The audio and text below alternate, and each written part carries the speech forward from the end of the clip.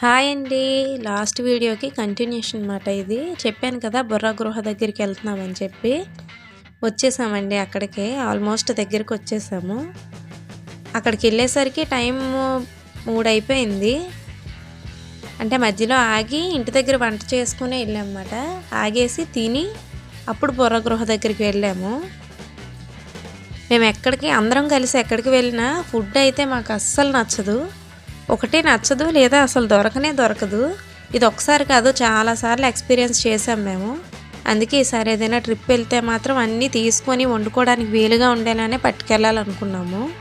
అందుకే చిన్న గ్యాస్ ఉంటుంది కదా, అది ఫిల్ చేసుకొని కావాల్సిన సామాన్లన్నీ పట్టుకొని వెళ్ళాం.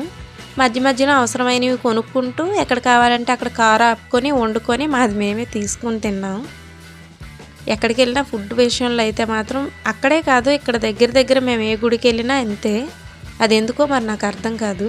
ఎప్పుడైనా సరదాగా పండగ కదా అని చెప్పి టిఫిన్ వండుకోకుండా బయటికి వెళ్ళి తెచ్చుకొని తిందామన్నా కూడా అది అసలు అందరికీ ఉండదు. అది ఫస్ట్లో అయితే పండగ కదా అందుకే అనుకునేవాళ్ళం.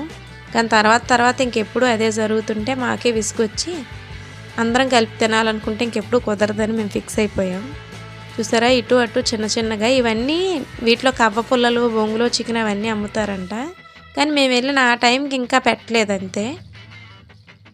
అందుకే ఇది బుర్ర గృహ దగ్గరికి వెళ్ళిపోయి అక్కడ ఒక చెట్టు ఉంటే అక్కడ ఆగి ఫస్ట్ తినేసి అప్పుడు తీరిగ్గా చూడొచ్చు అని చెప్పి వచ్చామన్నమాట ఇక్కడికి. ఎంట్రన్స్ టికెట్స్ తీసుకున్నాము. పెద్దవాళ్ళకైతే 50, చిన్నవాళ్ళకైతే 20 రూపాయలు అనుకుంటా.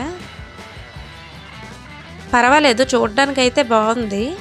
అప్కమింగ్ వీడియోస్లో లాస్ట్ ఆ లోపల షూట్ చేసింది మొత్తం కూడా నేను అప్లోడ్ చేస్తాను. ఇది జస్ట్ ఇలా బయటికి వెళ్ళేంత వరకు వీడియోనే ఉంది. చుట్టూ బోళ్ళని కోతులు ఉన్నాయి ఇక్కడ. కానీ చలి చాలా ఎక్కువ ఉంది. చిన్నపిల్లల్ని తీసుకొని అరకు రావాలనుకునే వాళ్ళు అయితే రాకపోవడమే మంచిదని నా ఫీలింగ్. కొంచెం నడిచేవాళ్ళు, కొంచెం పెద్దవాళ్ళు అయితే పర్వాలేదు, కానీ మరీ చిన్నపిల్లలు అయితే ఈ చలికి అసలు తట్టుకోలేరు. చాలా ఎక్కువ చలి ఉంది. ఏదో అంటారు కదా, మంచు పడ్డం కదా కురుస్తుంది అక్కడ. పగలు కూడా లైట్గా చలేస్తూనే ఉంది. ఇంకా ఊటీ లాంటి ప్లేసుల్లో ఎలా ఉంటారో అనిపించింది నాకు ఇది చూస్తే మాత్రం.